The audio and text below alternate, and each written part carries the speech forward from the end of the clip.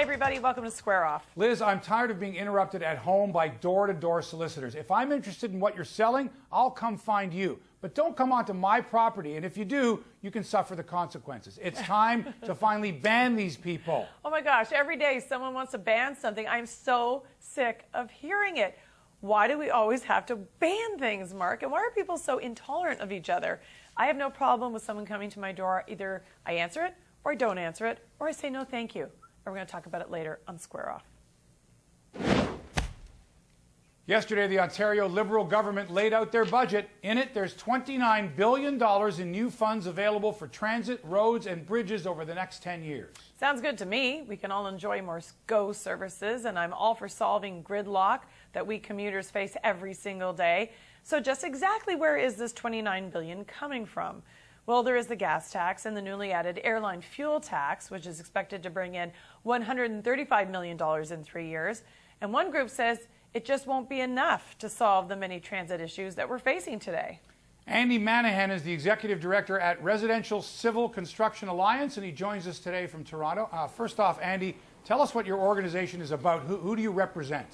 Okay, RCCAO represents road builders, tunnel builders, bridge builders, and also, of course, the residential side of the industry. So we're fairly all-encompassing, and a lot of our members do work in the Greater Toronto and Hamilton area, but Southern Ontario generally. Okay, and you've come up with an idea that you believe will solve gridlock, that will bring in the revenue. What is it? What's your idea?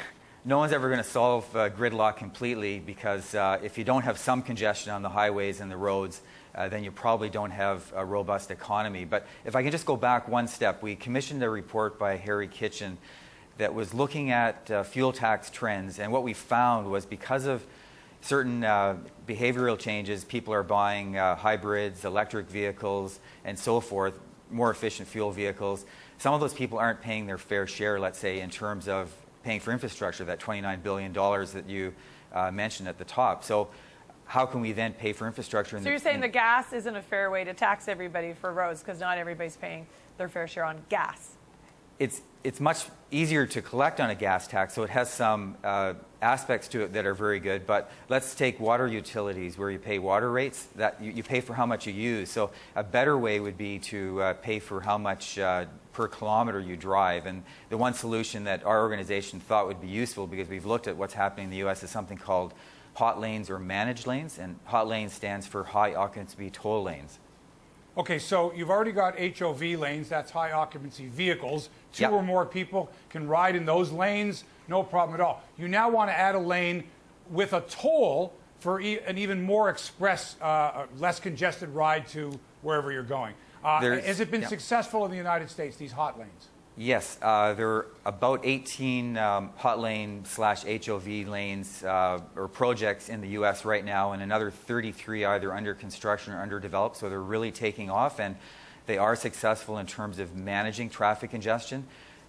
In many cases, they're dynamically charged. What that means is, as you get into a morning rush hour or afternoon peak rush hour, the rates go a little bit higher. So that would encourage some people not to take the HOV / hot lane. So typically a hot lane would be used by a single occupant driver, a solo driver. So you'd still allow the carpoolers and the van poolers to use the HOV lane, but in the US they also allow single drivers to use those lanes. Okay, so Andy, I travel in the QEW, let's say it's 4 lanes. Part of it is an HOV lane and 3 other lanes. So where does this hot lane come from? You use the existing HOV lane. If you're building a new highway, you can certainly build a brand new hot lane. But the best way, because we can't find space within those corridors, is to use an existing lane. And that, as you know, frees up capacity, because during certain periods of the day, the HOV lanes are flowing very freely and they could take some more vehicles.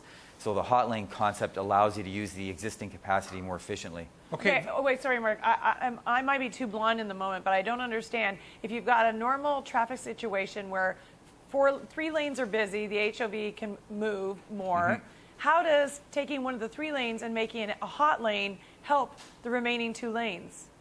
Okay, so the HOV lane, the person who wants to use that lane would have a transponder or a meter in their car, which would be measured in terms of the number of kilometers they're driving.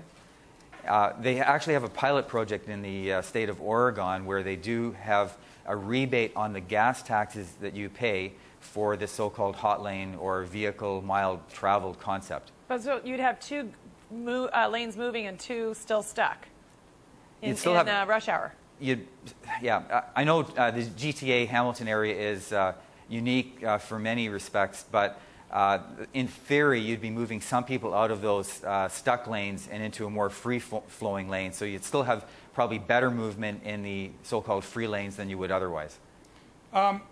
The word gridlock, when we hear gridlock, is that word overused? I mean, gridlock to me suggests nobody in any direction can go anywhere, and you're using the word congestion, which sounds nice. We all have to suffer some congestion, but is it really gridlock, where these vehicles just aren't going anywhere in any direction? You're absolutely right, Mark. Gridlock essentially means you're stuck, and sometimes that may happen if you've got a multi-vehicle crash and it takes a while to clear the scene.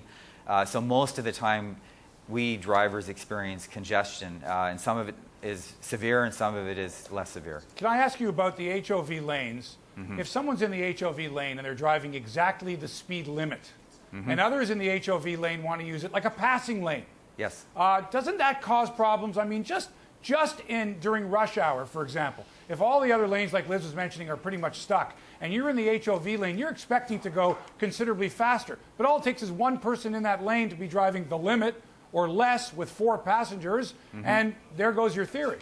That is a problem. In LA, they actually have side-by-side hot lanes. So in some cases, I remember going to the airport a couple of years ago and hopping in a van, and we used the far left lane, and no other vehicles were in there. So it was probably you had to have 8 people in that van to drive in that lane, and the other lane would be slower. So, I mean, nothing's perfect, but what we've suggested is that the government, certainly last year in the 2013 budget, said we'd like to move towards hot lanes.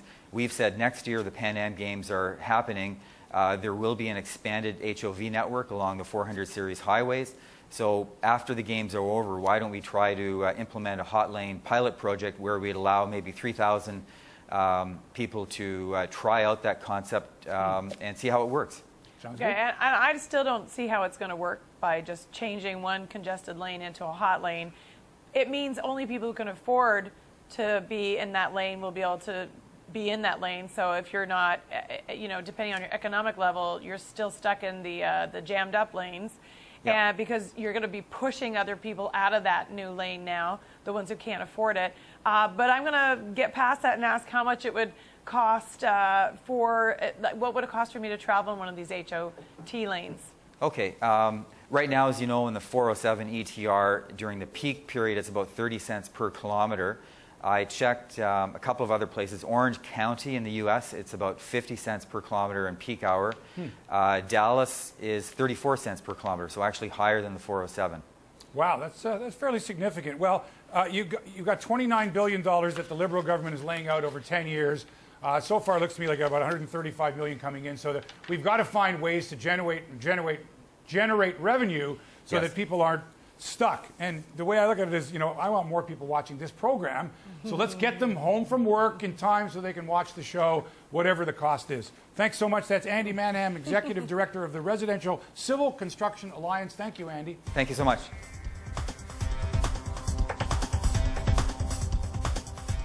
When we come back, Canadians are getting the short end of the stick once again. Yeah, we're paying more for services that we simply can't live without.